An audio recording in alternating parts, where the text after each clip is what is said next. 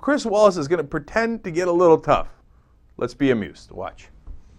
If the prosecutor asks to speak to you, will you speak to him? It'll depend on the circumstances. In other words, no. What I think their activities are really involved in. I've been very outspoken in my views on this matter. I've been very forthright publicly in talking about my involvement in these policies.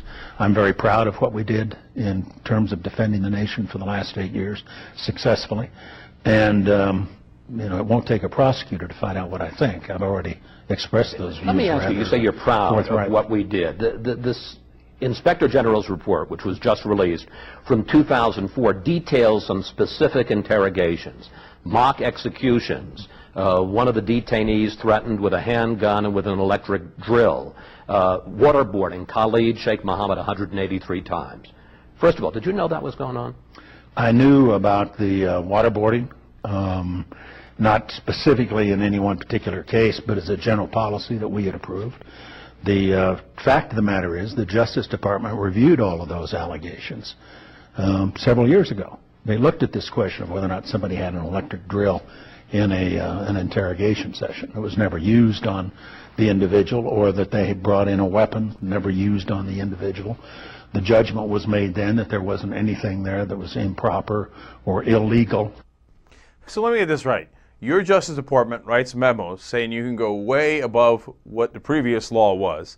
You can, in fact, completely break the previous law. Not the previous law, the current law. So yeah, I'm going to interpret it so that you can waterboard, even though the law says you can't. All right, by all the treaties that we have signed and the federal law that's in place, including the 96 prohibition against torture, and then you say, but don't worry, after we did all that, the Justice Department looked at it again and said, A-okay. Yeah, that's because it's your suck-ass Justice Department who authorized it in the first place. Now, even when they went beyond the authorization, shockingly enough, the Bush Justice Department said, it's fine. What's a little power drill going to do to somebody? Okay, we threatened to execute him. That's clearly a violation of federal law. So what? What are we, quibbling here over law? Yeah, and to say that I don't trust what the Bush Justice Department did is an understatement. Now, but you got to give Cheney a little bit of credit here for saying, yeah, hell yeah. I love waterboarding. I'm in favor of waterboarding. Now, that could be used in a trial against him at a later time, but wait till you get a load of clip number 4 where he goes even beyond that. All right, here we go. Do you think what they did, now that you've heard about it, do you think what they did was wrong? Chris, my sort of overwhelming view is that the enhanced interrogation techniques were absolutely essential in saving thousands of American lives, in preventing further attacks against the United States, and giving us the intelligence we needed to go find al-Qaeda, to find their camps, to find out how they were being financed. Those interrogations were involved in the arrest of nearly all of the al-Qaeda members that we were able to bring to justice. I think they were directly responsible for the fact that for 8 years we had no further mass casualty attacks against the United States. It was good policy. It was properly carried out. It worked very, very well. So even these cases where they went beyond the specific legal authorization, you're okay with it? I am. That's an amazing admission. So where they went to mock executions, where they clearly broke the law, that no one can even dispute, and the power drills and the threatening of raping their family members, all of that, Cheney says, yeah, I'm okay with that. But get a load of how stunning that is. It would be stunning, I guess, if it weren't coming from Dick Cheney. He's saying, if they break the law, I don't care. So, all right, they broke the law with mock executions. What if they'd done actual executions? And by the way, remember 100 people died in detention. 34 ruled homicides, even by the Bush government. Now, not their government, but the Defense Department. Apparently some honest people left inside the government at some stage, right? 34 homicides. So are those okay, Dick Cheney? Oh, well, look, we had to protect the homeland, so if a couple of guys, got suffocated or hung, well, that's life. Life in the big city.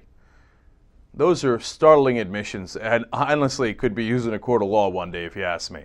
Now, whether anyone has the, cojones to make that happen, well, we're going to find out. Now, one other thing there. He said, we kept this country safe, and it was because of these enhanced interrogations. And he had told us all along that there was going to be a CIA report that showed that that was the case. The CIA report came out last week, and we found out, of course, that was not the case. They said, the report specifically said, no imminent attacks against the country were thwarted.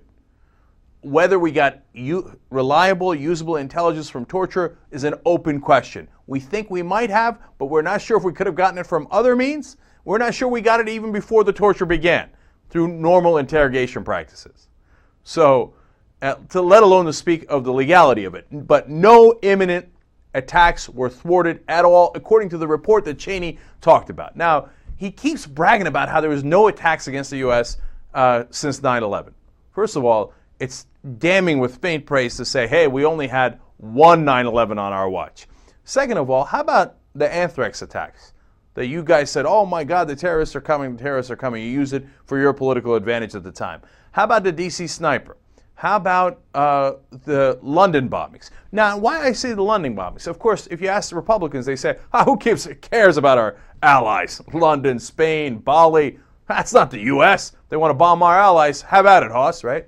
But they brag at the same time about how they prevented an attack on Heathrow Airport.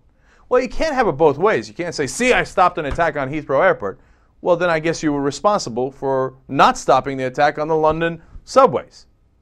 Oh, no, I see. You want to say there's no attacks and you thwarted them at the same time, even though England itself, that one specific case, proves otherwise. Let alone, of course, the fact that you brought so many of our soldiers to be sitting ducks in Iraq, and over 4,000 of them were killed because of Dick Cheney's moronic actions.